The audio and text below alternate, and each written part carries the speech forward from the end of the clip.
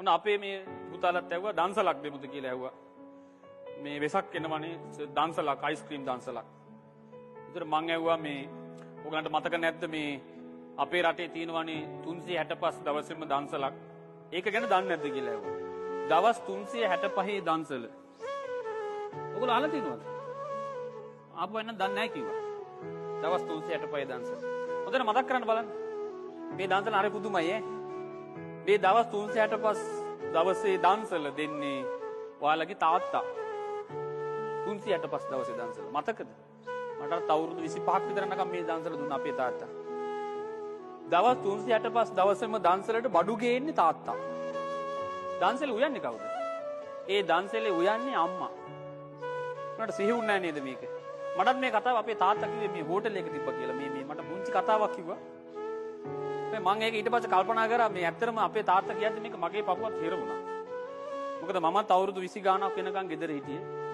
අපේ තාත්තත් මට අවුරුදු 25ක් විතර වෙනකන් 22ක් 23ක් වෙනකන් අපේ තාත්තත් ඒ අවුරුදු ගානටම දන්සලක් දීලා තියෙනවා.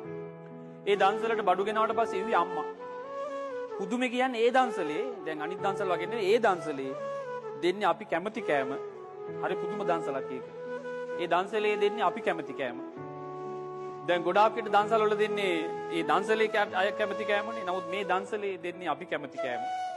ඊළඟට ඒ දන්සලේ විටින් විට ගිලම්පස විවේකයකුත් හම්බ වෙනවානේ. ගිලම්පසයකුත් දෙනවා තේ එකක්. හරි පුදුම දන්සලක් ඒක. දැන් බලන්න අපිට මේවා සිහිුන්නේ නැහැ නේද? මෙච්චර කාලයකට අපිට මේවා සිහිුන්නේ නැහැ. අපේ අම්මා තාත්තා අපිට මෙහෙම දන්සලක් දුන්නා කියලා. ඒ නිසා නිකන් ඉන්නට කල්පනා කරලා බලන්න අපේ මේ දන්සල මේ අමාරු කාලෙත් මේ දන්සල තාම නේද? තාම පවත්වනවනේ උදේ දවල් රෑ හරි පුදුම දන්සලක්. අනිත් එකේ දන්සලේ සමහරක් විට ඒ අම්මා අතටමයි බත් එක ගෙනත් දෙන්නේ වතුර එකත් එක්ක. අඩුම ගානේ පින් දීලා ගන්න නේද ගන්නකොට. දැන් ඔයගොල්ලෝ දන්සලේ අර දෙන කෑම එක අයිස්ක්‍රීම් එක නේද පින් දීලා නේද? හොඳට hina වෙලා. එහෙම ගත්තට ඔයගොල්ලෝ අම්මගේ අර තාත්තගේ දන්සලේ අම්මා ගෙනත් දෙන බත් එක එහෙම ගන්න නැහැ නේ.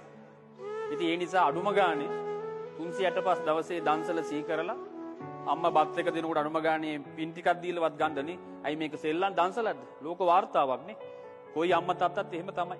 ඒ නිසා පුතාලා අම්මා තාත්තගේ ගුණ සිහි කරගන්න. එක එක ක්‍රම තියෙනවනේ සිහි කරන්න. අපි දැන් උදව්නේ කරන්නේ සිහි වෙන්න. මොකද මේ කාලේ සිහි වෙන්නේ නැහැ නේ අම්මා තාත්තගේ ගුණ. මොකද ඕගොල්ලෝ ක්ලාස් වෙනවා ඊට පස්සේ ඒක යාළුවොත් එක්ක කතා කරන දේවල් එක්ක අම්මා තාත්තගේ ගුණ සිහි වෙන්නේ නැහැ. ඒ නිසා දැන් වෙසක් කාලේ මේ වෙසක් කාලේ දන්සල් දෙන්න කලින් මේ අම්මා තාත්තගේ දන්සල සිහි කරන්න. තාත්තගේ දන්සල සිහි කරන්න අවුරුදු 20 ගානකට දවගණට අවුරුදු 18ක් නොකඩවා දීලා. පුදුමිතනවනේ තාත්තගේ දන්සල. තාත්තගේ දන්සල ඒ නිසා සිහි කරන්නේ. සිහි කළා අම්මව සිහි කළා අම්මා නුවලා දෙන්නේ නේද? ඒ ගේන ඔක්කොම අම්මා ලස්සනට උයලා දෙනවා. දෙන්නෙකුගේ දන්සල තමයි පුතාලා ඒකට මේ ලෝකේ ලස්සනම දන්සල. දවස් 365 දවසේ දෙන මේ ලෝකේ ලස්සනම දන්සල, සුන්දරම දන්සල මහා දන්සලනේ. ඔයගොල්ලෝ කියන්නේ මහා දන්සලනේ. මහා දන්සල තමයි තාත්තගේ දන්සල. සමහරුන්ගේ පවුල තාත්තා නැහැනේ අම්මනේ දෙන්නේ.